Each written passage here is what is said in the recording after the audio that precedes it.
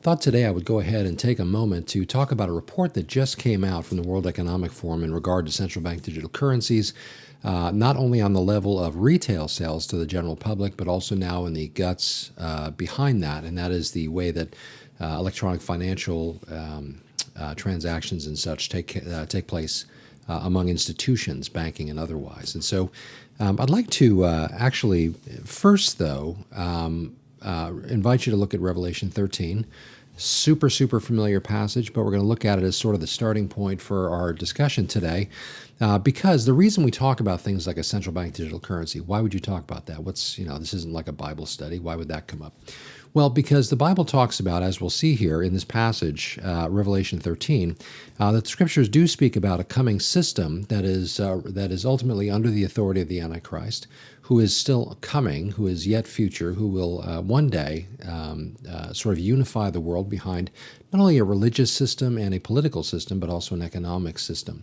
If you're unfamiliar with this, you will probably become very immediately familiar with this passage, having heard of at least some of the elements therein. Let me go ahead and invite you to look with me starting in verse 15. Now, just to set this up for those who are unfamiliar with Revelation 13, this is where the Antichrist ultimately emerges as the sort of ascends to his position of authority by virtue of a number of miraculous things. In the first place, he receives a mortal wound, that he has an apparent, at least, if not a literal, resurrection from the dead. The world who sees this is just so blown away by him and his supernatural ability to defy even death that they begin to just speak of him in lofty terms like, who can make war with the beast? Who is like him? On top of that, he also has alongside of him something of a sidekick, a partner who is also supernaturally endued from the dragon, as the Antichrist is. This second person is called the false prophet. In chapter 13, they are referred to as the beast, or the Antichrist, and the second beast, or referring to the false prophet. We will see the term false prophet later on. If you read through the rest of Revelation, you will see that title used of this second one. But here in Revelation 13, toward the end of the chapter, there is mention of how this false prophet calls the world together to erect an image to the beast. And the false prophet then breathes life into this image and causes the world to worship the beast and also to take a mark that bears his name or his number, as we'll see here. So let's go ahead and read the passage. Let me start in verse 13. This is speaking now of the second beast, or the false prophet. He performs great signs so that he even makes fire come down from heaven on the earth in the sight of men. And he deceives those who dwell on the earth by those signs which he was granted to do in the sight of the beast, telling those who dwell on the earth to make an image to the beast who was wounded by the sword and lived. He was granted power to give breath to the image of the beast, that the image of the beast should both speak and cause as many as would not worship the image of the beast to be killed. He causes all, both small and great, rich and poor, free and slave, to receive a mark on their right hand or on their foreheads, and that no one may buy or sell except one who has the mark or the name of the beast, or the number of his name. Here's wisdom. Let him who has understanding calculate the number of the beast, for it is the number of a man. His number is 666. Now, anyone who takes this mark during that period of time will be forfeiting their eternity with God. They will have took their stand with the Antichrist and with essentially Satan by proxy, and they will be forfeiting their eternity with God. If you take the mark of the beast, you are lost, damned for all eternity. You are rejecting God in the most ultimate sense by virtue of instead putting your trust and allegiance behind the one who not only stands before the people of the earth, a unified global population who will stand against Christ's return, but you are also basically throwing in your lot and saying, I'm with this one. I am with this one. So this is a very, very key, crucial thing to be aware of. But you'll notice here, in terms of our topic today, again, he causes all, both small and great, rich and poor, free and slave, to receive a mark on their right hand or on their foreheads, and that no one may buy or sell except the one who has the mark of the name of the beast or the number of his name. So this is a very clear economic element to it, as well as worship, as we read. But there is clearly an economic component to this. You cannot buy or sell without this mark. If someone were to come to faith after the rapture of the church during the week of the 70th week of Daniel, that 7-year period of time known as the tribulation, and now we're in the Great Tribulation period at this point in Scripture, anyone who takes the mark who during that time will be lost for all eternity. Believers in Christ will not take the mark, obviously, during that time. But those who don't, those who aren't believers, will take it. Why? Because their trust is not in God. Their trust is going to be ultimately in this global leader, this Antichrist. Now think about the practical implications of what's being described here. During that period of time, you will not be able to get involved in buying or selling. In other words, the things that you need on a daily basis, you will no longer have access to in the main marketplace and square. There will likely be some kind of black market that exists during that time, sort of underground transactions that take place, likely through a bartering system of some kind during that period. But on the surface, that is, on the daily comings and goings of buying and selling and just living whatever version of a normal life will be going on at that time, you will not be able to participate in that unless you have the mark on your right hand or on your forehead. Again, this is a mark not only of economic importance, but also of allegiance to the beast. So, why talk about this central bank digital currencies and stuff on a podcast devoted to discipleship and Bible-related things? Because it is highly likely that what will exist in that time as a functioning system of buying and selling is not going to just all of a sudden happen out of nowhere without any planning or prep. Likely it will be something that has been developing so that when that time comes, it is ready to be used. Remember, when we talk about the coming of Antichrist or the one world government, this is not a new idea. And it's not just not a new idea because it's been around for the last 100 years or something.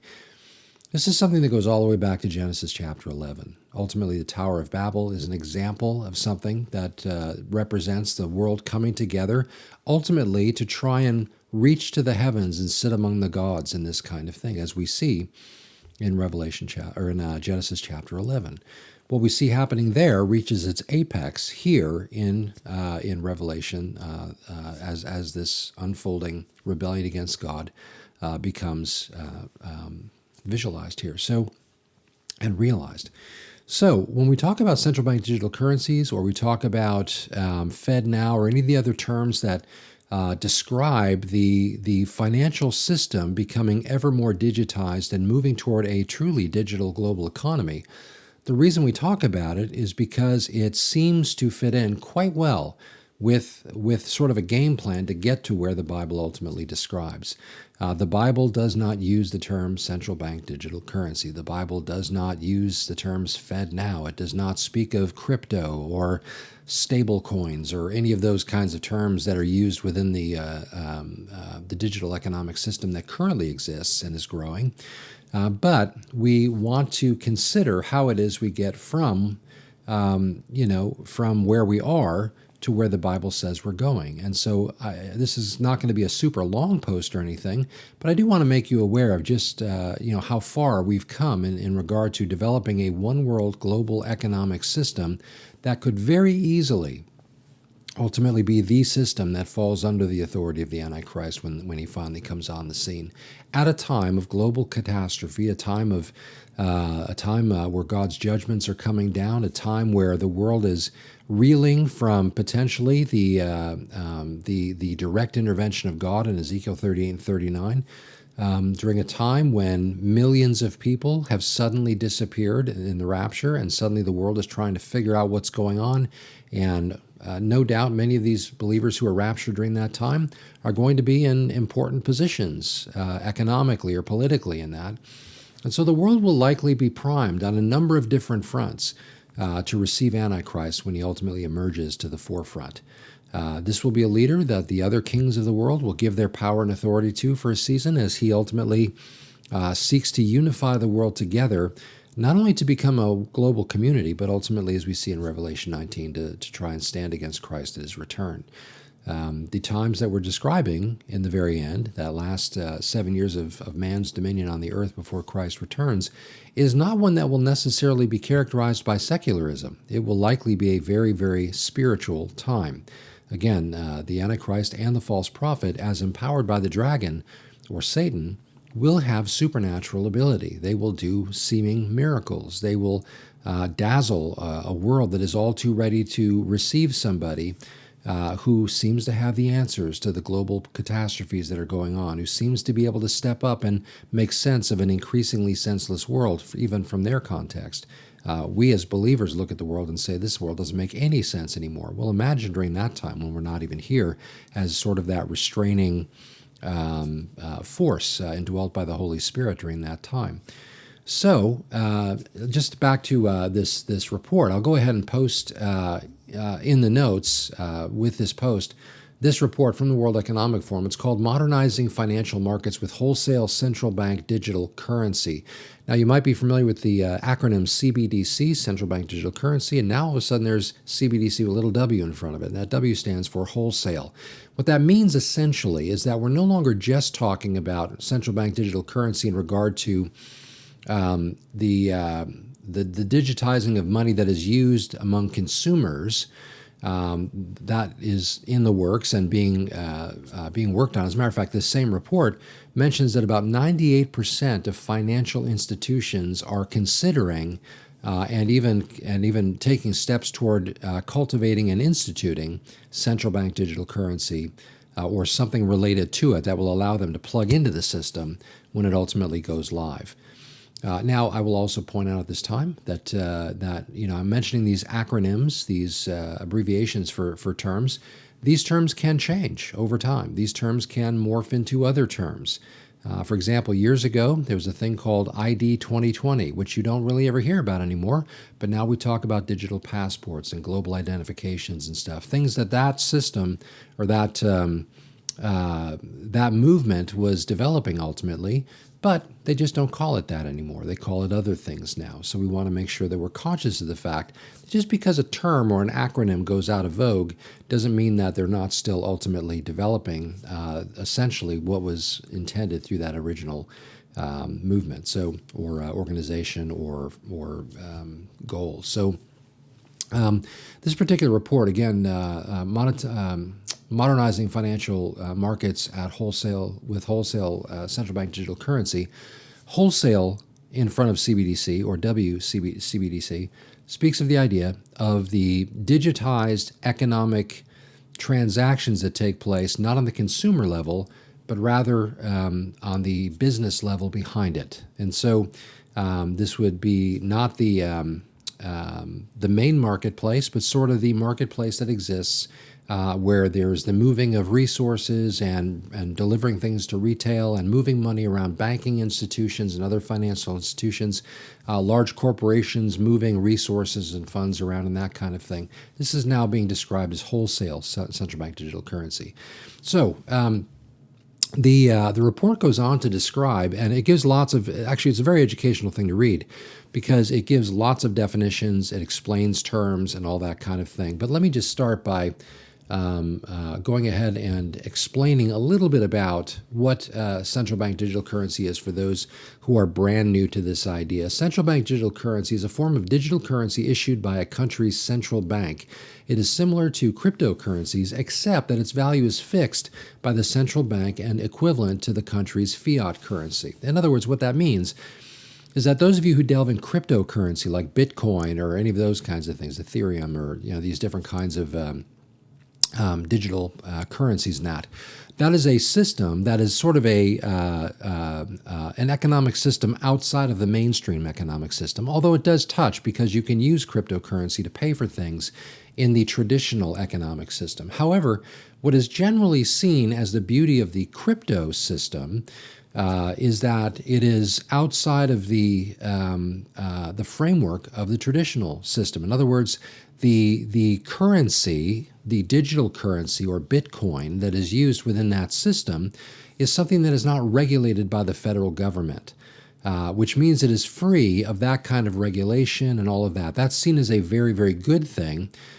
because it is essentially at least seen to be like a more pure version of a marketplace, one where the truly the concept of the invisible hand, Adam Smith's invisible hand, where somebody has a good, somebody wants that good or service, and they negotiate to come to an agreement on what that's worth without any intervention from government or anyone else. It's just simply supply and demand at its purest level. Two people come to an agreement, they both walk away happy, and nothing had to drive them to this. Nobody determined the pricing except those two individuals or entities, and they made the transaction. It's just a very simple, pure version of a capitalist concept and that kind of thing. It is based entirely on human nature and not some other regulatory ideas.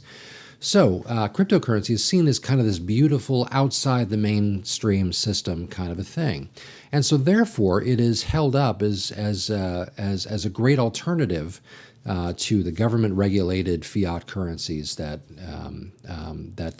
exist in the various world economies. So, however, there is risk to that. A cryptocurrency, a Bitcoin economy, if you will, or whichever one of those cryptos that you might deal in, they all operate by virtue of servers and electricity and things like this. There's no hard asset that is given to somebody, but rather the value of cryptocurrency is basically determined by the system itself and the participants therein. And so, but it all happens electronically. It's not like you give somebody a crypto dollar bill per se. It's a transaction that takes place in that system and is recorded on a ledger or what's called blockchain. The idea that there is a ledger that that records transactions in a linear fashion, and therefore all the transactions within that system can be tracked, can be recorded, can be found, can be revisited, all that kind of thing. So, but it all runs within the realm of a computer system or computer systems together networked that run on electricity and stuff. Well, you say electricity, that's very rudimentary. Yeah, because if something happens to short out that electricity, whether it's say a solar flare or whether it's a government deciding to shut down a power grid, that system now becomes completely vulnerable to its basic foundational structure. It's suddenly now you don't have access to that system because the power went out. So there are risks inherent in that system. And sure, you could build redundancies and those kinds of things to make sure the system doesn't shut down. But essentially, if a government in which that system was operating decides to just turn it off, and I'm being extremely painfully simplistic in that, but if it could theoretically be affected by a government decision. So it's not really free of the potential of government intervention. On top of that, governments are starting to try to move into that realm to sort of hijack that system and bring it under its own auspices in that. So this is a whole fascinating kind of a thing. But a central bank digital currency is different than the crypto economy, but it is essentially a kind of that sort of thing, but it speaks to a much larger goal, the idea of digitizing the entire economy. So that being said, on one hand, we are very, very comfortable with some of those ideas already. Every time you do a transaction on your phone with Amazon, or every time you buy DoorDash, or every time you pay a bill to for your water or garbage on your phone or on your computer or something that is done where you're not physically handing cash or writing a check and giving it to that entity, but you're doing that transaction digitally. We're already used to doing that kind of thing. So for many people, when they hear about this kind of stuff, it doesn't sound like anything because, okay, well, fine, as long as I can put my Amazon order in and get my stuff at my door the next day. Nobody really thinks about it. But the reason this becomes important is because for example, right now, you can still go to the water company and pay your bill with a check. You can pay cash at the grocery store. You could, if you want, go into the gas station and prepay with cash whatever you're going to fill up your tank with, how much you want to fill up your tank. You can do things in the old style of doing things, the traditional way of just paying cash or check for things. That's still a possibility. And so therefore, you still maintain a certain measure of control over your finances. You can decide to put money in the bank or not. But if you choose not to, then that means you don't get to enjoy the conveniences of things like ordering on Amazon or buying something on Walmart digitally, or just holding your phone over the checkout with near field technology and such. You can, you miss out on some of the conveniences of not having to go to the store to have stuff dropped off at your house, or to not have to go to the water company, for example, to pay your bill or your electricity or something. So there's a trade-off there. However, you will notice that more and more institutions are not really taking cash anymore. It started with ideas like a coin shortage, and so therefore they don't want to take cash because they may not be able to give you change. There's not really a coin shortage. Unless they've been taken and thrown into a dump somewhere and destroyed, coins still exist out somewhere. There's the possibility of that kind of thing, but there's a very deliberate move away from utilizing cash. Cashless society has been the goal of those involved in global governance for a very, very long time. Why would that be? For convenience for mankind? It could be sold that way, and generally is sold that way. But here's where the tinfoil hat seems to come on in the minds of some. Although nowadays the concept of conspiracies or that kind of thing really are far less weird sounding after the last 4 years, with the entire move toward the Great Reset, an entire effort globally to build back better after the early 2020s. Now it's very, very openly spoken of to move in this direction. Institutions, organizations, I should say, like the World Economic Forum, and its stated goals are just that. They are stated goals. They are openly spoken about. This report that I'm talking about right here is easily found. It's not hidden anywhere. I didn't have to go searching very hard for it. I heard that it came out, and so I went and got it, and here's the PDF. And so I'll put a link to it on this post. There is no attempt to hide the desire to move in this way. None whatsoever. It's wide out in the open for everybody. It is the expected, stated goal, and it is expected that we will ultimately get there someday. It is just a matter of working out the kinks, which is what this report is all about. This report is all about modernizing and bringing up to speed the ability for financial institutions around the world to be able to interact seamlessly. Within the United States, we started talking about a thing called FedNow a few years ago, and I think at least a couple of years ago, when it was a brand new thing. The idea of working out a system in the United States that would allow for 24-hour-a-day transactions, 7 days a week, 365 days a year, even in areas that used to take 3 to 5 business days for transactions to clear. All of that would be a thing of the past. Everything could be instantaneous now. Why? Because the government, or the financial economic system in America, was essentially being run on a system that has been around for almost our entire history. Even the computerized version of it has gone way, way back. Well, an entire revamp has been done under the move of the FedNow system. Operation Hamilton, for example, named after Alexander Hamilton, who essentially established our financial institutions, our system here in the United States. The Federal Reserve, a number of Federal Reserves actually, Boston and otherwise, have been instituting and implementing these ideas, doing the beta versions of it. Well, we've moved out of beta, and now it's a regularly used, employed system among many financial institutions, including things like Wells Fargo. Many of you may bank at Wells Fargo. Well, they are part of that system.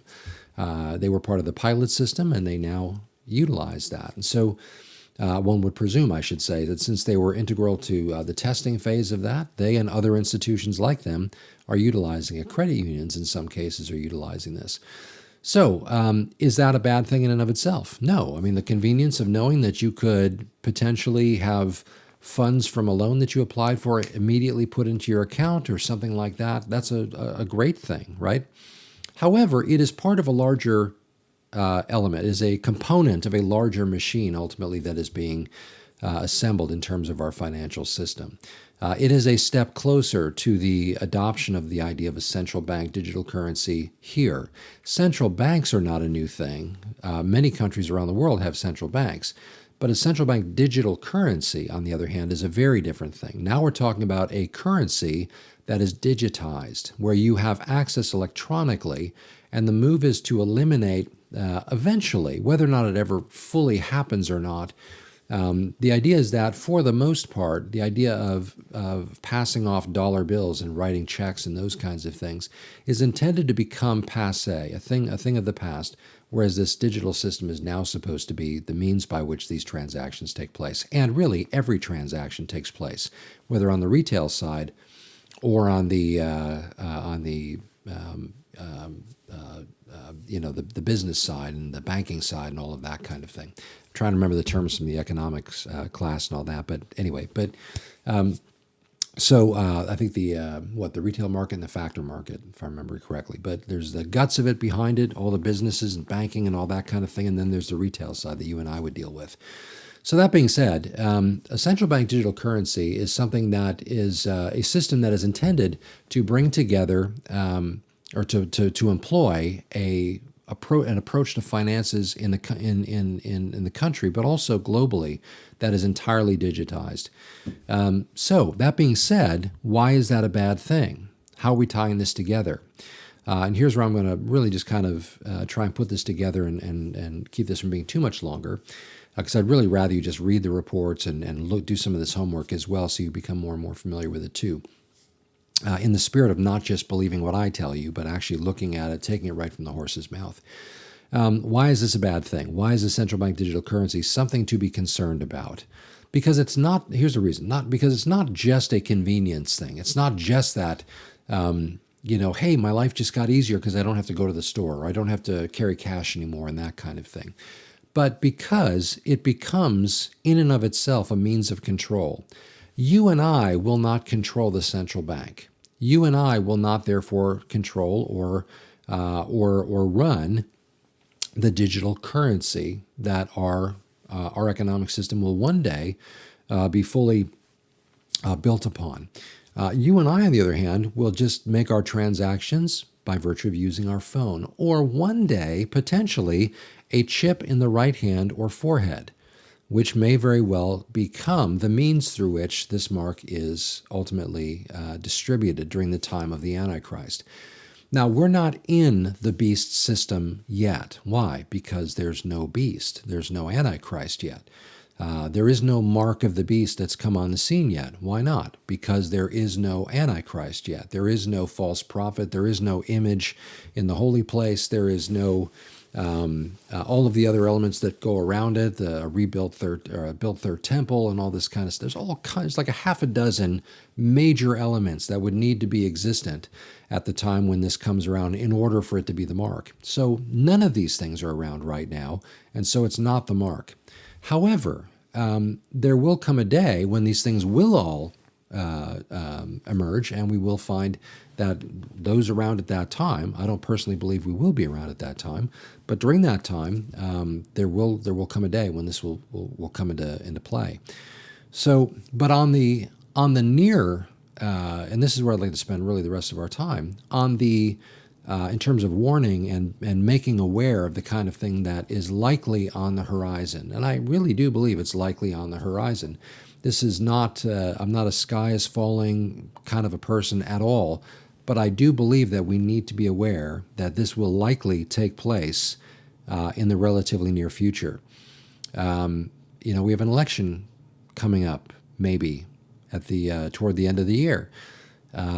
We'll see what happens and what kinds of events take place around that. It may be business as usual or business as unusual, as it seems to have been lately, but or it may be a very dramatic time. But regardless of what happens in November, at some point, whether around that time or sometime thereafter, as we continue to make a very overt, open move toward globalism, there will come a point at which our transactions will be limited to digital transactions, at least on some very important fronts. Maybe not every transaction, but there will likely come a day when we'll pay our bills all electronically. when we'll have access to our funds only electronically. We will have to do all these things within the digital system that is in place. Again, why is that a bad thing? It's not just about convenience, but it is about control. It is about determining how you access that money. And since somebody else is making the decisions about how that system works, it is completely possible that you can be shut out of that system. Why would you be? Well, by way of example, in China, they have what's called a social credit score system. They're not necessarily operating on a central bank digital currency per se, but they do operate on a social credit score, which means that they have access to their funds, but they gain access to those funds by virtue of how well they meet certain criteria. Do they speak out against the government? Do they have do they meet other checkbox kinds of things? If they do, then they continue to have access. If not, it is a means of manipulating them to make sure that they play ball so that they can have access to their funds. That sounds crazy, but that exists in a number of cities in China right now. I think you would still call it technically in its pilot stage, but there are some cities in China that operate in this realm. Now, we couldn't possibly go there, could we? Come on, that's like crazy. We would never do that here. We'd never stand for that in America. Of course, well, no. I mean, we say that, but really the amount of resistance to such a thing at this point might be somewhat dramatic, but by and large, if you are elderly and you rely on the government for your Medicare or your Social Security or something like that, you're probably not going to rock the boat, because what would you do? What would you do if you didn't have access to those things? There are a lot of elderly people that don't know how to use computers very well. I'm just being a little overgeneral here, because a lot do, but it's not uncommon after a certain age to really just, this technology came along later in life and you never really took time to learn it. And so you don't even know where to turn if that doesn't work. Who do you call? How do you get around this kind of a thing? Well, chances are you're just going to sort of play ball with whatever is, hey, now this is the new thing. I guess this is what we do. There's a younger generation that is coming up behind mine that in many cases, again, this is a generalization. It's not fair to all people in that generation, but it is not in the least uncommon for those in the generation behind mine to really not sort of have the same goals and ambitions that people in my generation had. In my generation and my parents' generation and every generation prior to mine, all desire to have a home, to build, to have a family, maybe to own a business, send kids to school, do that, stuff that costs money. You got a job and you were part of that, whole thing. Well, there are people coming up behind my generation that have a very different set of goals. They don't really think about getting married as much as we did. They don't see homeownership as necessarily a goal. And even if they did, it's becoming increasingly impossible to afford to buy a house unless you have access to all kinds of money. I could not afford to buy my own house again. That's how much things have gone up. As a matter of fact, I think I recently just saw a report that the cost of living in the last year has gone up 17%. That's huge. That's like almost a fifth more expensive now than it was a year or two ago in most areas, in most things that you and I would generally access. And so, when it comes to buying a home, it's not even just not a goal, it's out of reach even if it was a goal for many. And there's a general sense of entitlement among those who are coming up behind my generation. Well, you connect that with a government that's willing to go ahead and just provide a place for you to live and provide universal basic income and that kind of thing. And you've got a generation that's generally pretty happy, and they'll be happy as long as they abide by the rules that are laid out. The idea of pointing out issues with this and pointing out problems with this and saying it's not fair that you would create a system that I can't just have access to my resources is something that again, on both ends of the spectrum, you're likely to find less resistance in. It's our generation, basically, that still has some sense of remembering what it was like before and is still independent enough to push back against it. But by and large, that's not enough to really do anything in many cases. So when it comes to, and what, by the way, what means would they use ultimately to bring a system like we mentioned in China to us? Well, enter ideas like ESG, or environmental, social, and governance. What is your carbon footprint? Are you eating too much meat? That's a thing that is literally being spoken of now. When you hear, it's almost like a meme now, but when you hear about the idea of moving to eating bugs and cricket steaks or whatever it is they're doing, this is now going to be expected. Like there's going to be a move to eat those kinds of things in order to save the planet. I personally think the environmental movement is central to the Great Reset. It's kind of the central fulcrum upon which the rest of the elements rest.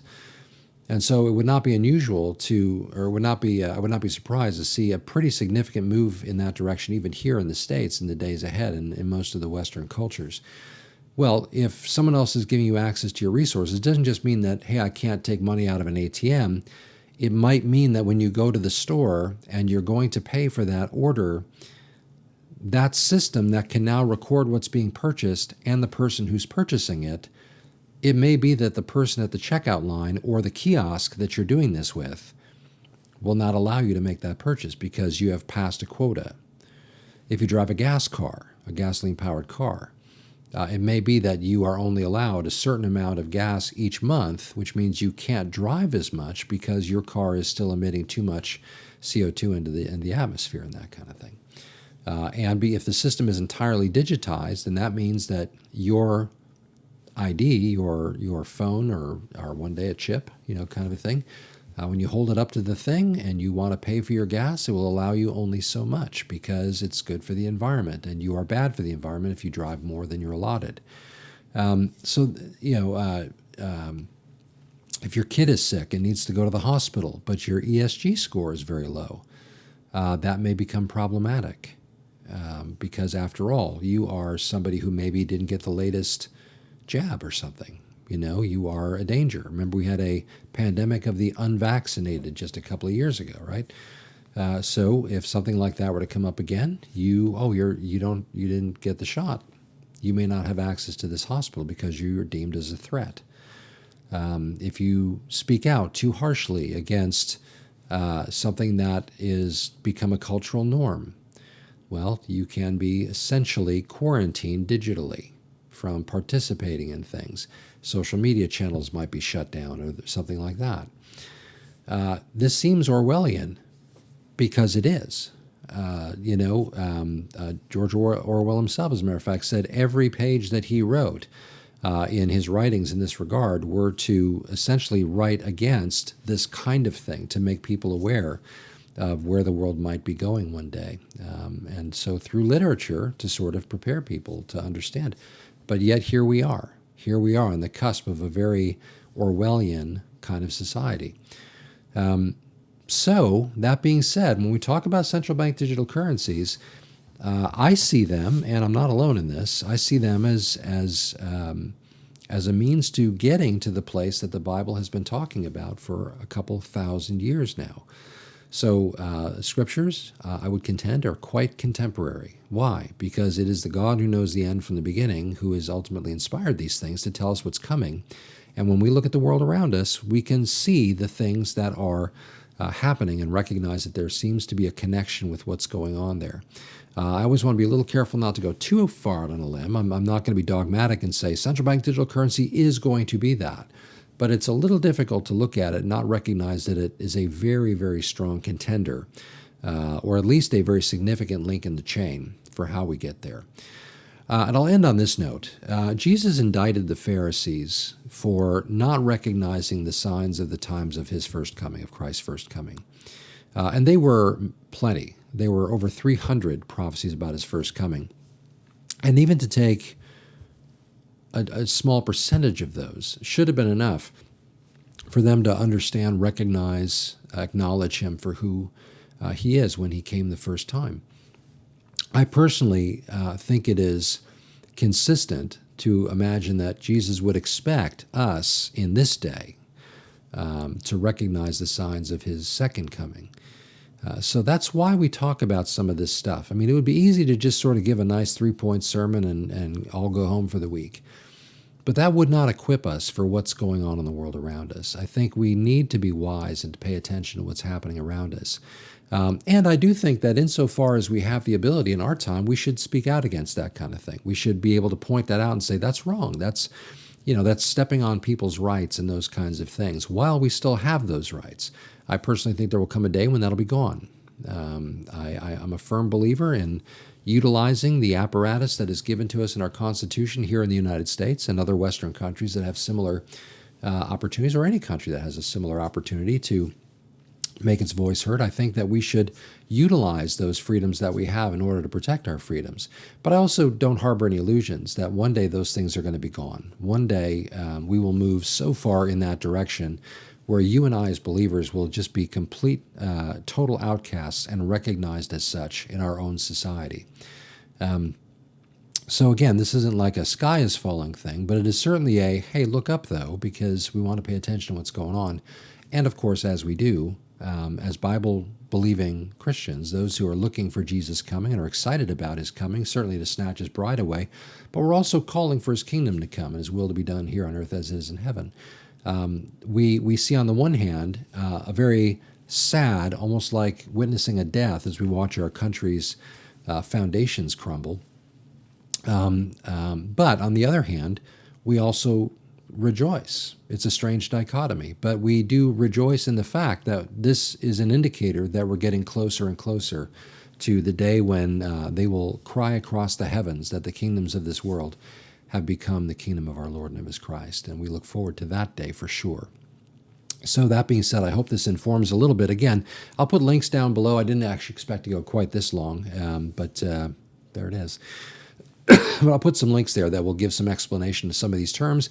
The report that I mentioned from the World Economic Forum, it's a long one, but that in itself, by the way, as I mentioned kind of regularly, when you look at that report, or you go to the World Economic Forum's website, or you look at any of the resources that they cite in making the argument for why we should move in the direction they want us to move, it is hard to miss the sophistication of this effort to put these ideas forth, the very slick, beautiful websites and reports and graphics and all these things. I mean, a lot of money and time went into creating these resources to promote the ideas that they are promoting.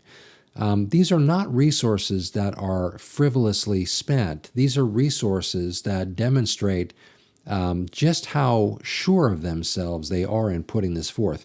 This is where the world will go. This is and this is just an indication of how seriously they take this. So when you read this, recognize that. I mean, that seems like just a small aesthetic kind of a thing, but I think it's actually very telling. We have a website at the church, which is kind of nice and everything, but we don't have nearly, nor have I, frankly, hardly ever see websites or materials and such that are as perfectly, beautifully put together and elaborate, and also, by the way, long. They are. You think this is long, this diatribe here, but these reports and the graphics and the text and content. This report's like 80 pages long. I'm certain that those who are wanting the world to go this way will eat this up like we read the Bible. But I think, on the other hand, those who feel like many will look at it and think, okay, this is more than I could ever really familiarize myself with, and so they just don't even look at it. I think organizations like the World Economic Forum and all of those who come under the umbrella of that kind of thinking are hoping for that. I think that this is intended to be kind of a peaceful takeover. I think that they want to move the world in this direction pretty much under the nose of a sleeping global population, and also over the heads of those who don't feel like they could ever understand it. I think that by virtue of doing that, they're causing people to sort of leave these decisions in the hands of those that have these ideas, these globalistic ideas. You and I should not be in that place. You and I should be aware of what's going on and do our best to understand it. and to tell others about it and say, look, when you see this happening, this is why we're going. This is why. This is where we're going. And at some point, I think that it can become a tool by which to share what the Scriptures have to say about the last days, and that becomes an opportunity to bring it to the gospel. It's always ultimately about the gospel. So my hope is that you'll kind of see, at least in my mind, where I'm connecting those dots and how that the links in the chain come together. But ultimately, that chain leads to our opportunity to bring the gospel into the picture. And if it doesn't lead to people being saved right now, it may lead them to recognize the importance of being right with God after we're gone. I mean, some of these seeds are no doubt going to bear fruit later, and prayerfully before they ever come to the point of taking the mark. So thanks for hanging with me during this 45 minutes or so. Glad you joined in today. And again, be looking for the links in that in the post, below the post in that. And certainly welcome your comments, questions, and all that kind of thing. So, Father, we thank you for helping us to be aware of what's going on around us. We thank you for, most of all, explaining what the end will look like, that what things are coming down the road. We're grateful for that description, the clarity with which you've given us so much about what to see in the days ahead, and how to see it. We thank you, Father, that you've helped us to sort of free ourselves of thinking that we're going to Christianize the world, we're going to make it something different. Your word says where it's going. And so thank you for that clarity so that we can understand what our purpose is in it. Certainly, we thank you that you've given within us a sense of standing up for what is right and standing against what is wrong and helping those that are in need and that kind of thing. But help us to harbor no illusions about where this world is ultimately going to go. And help us, therefore, to pour ourselves into those things that are eternal and not only temporal, but rather instead to recognize the call to bring the gospel to a dying world so that those who would believe might be saved from it and ultimately be part of the kingdom that is coming soon.